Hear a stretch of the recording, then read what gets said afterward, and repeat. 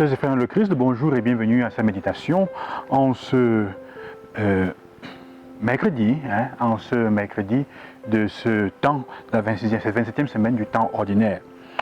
Nous continuons à lire la dernière partie du livre de Jonas, chapitre 4 aujourd'hui, et le thème qui nous est proposé en fait est celui de l'attitude de Jonas, si on veut dire. Jonas se convertira-t-il ou non? Je commence en disant ceci, la connaissance sans l'amour est diabolique. C'est ce que l'attitude de Jonas nous fait comprendre. Et c'est la différence entre lui et Dieu par rapport à la conversion, à la magnanimité et à la miséricorde de Dieu envers Ninive. La connaissance sans l'amour est diabolique. Si vous dites connaître quelqu'un et vous n'aimez pas cette personne, ce n'est pas une connaissance dans l'amour, elle devient diabolique. Ça veut dire qu'elle va séparer, elle va vous diviser. Votre attitude sera de haine. Elle va nous séparer même de Dieu parfois qui tendra à continuer à aimer cette personne, à lui donner des choses que nous voudrions qu'elle n'ait plus.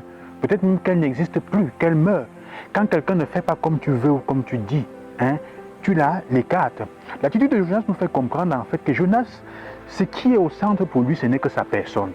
L'unique moment où il est content, c'est quand Dieu lui fait grandir le ricin sur la tête, qui le couvre de l'ombre. Dieu fait mourir ce ricin et il se fâche.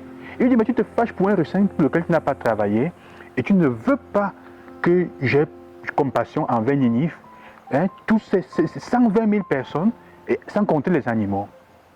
Jonas donc fait comprendre que l'unique moment où il est content, c'est pour son propre intérêt. C'est quand son plaisir est en jeu. Il n'est pas content parce que Dieu a fait grandir, pousser un ricin pour lui, mais parce qu'il a du plaisir. Donc il faut que les gens qui sont autour de lui, tout ce qu'il y a, même Dieu doit être au service de sa pensée. Si Dieu ne pense pas et n'agit pas en fonction de ce qu'il veut et ce qu'il pense, il n'est pas content. Il doit être là pour utiliser les autres personnes.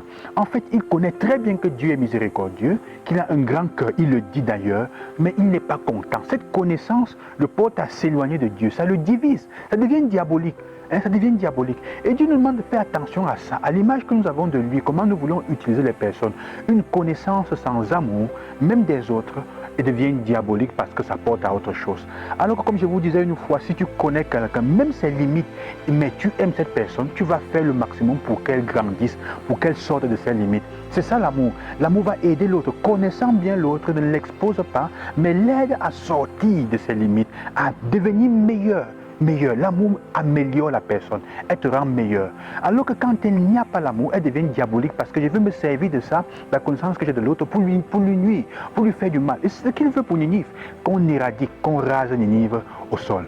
Mais Dieu lui dit, même pour ton bien, pour te faire comprendre, il faut que je te montre que si je veux me comporter comme tu dis, selon tes thèmes, je vais te détruire toi aussi. C'est ça le Notre Père aussi que Jésus nous donne, c'est l'enseignement du Notre Père aussi dans la seconde partie.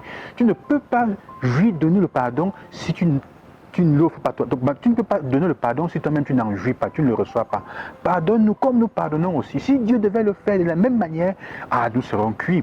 Et c'est ce qu'il dit. Tu ne peux pas offrir. C'est pour ça que nous devons demander à Dieu de nous libérer, ne nous laisse pas succomber à la tentation de nous mettre au centre, d'utiliser les autres à notre service. La tentation de ne pas aimer les autres et de les juger, de connaître mais sans aimer.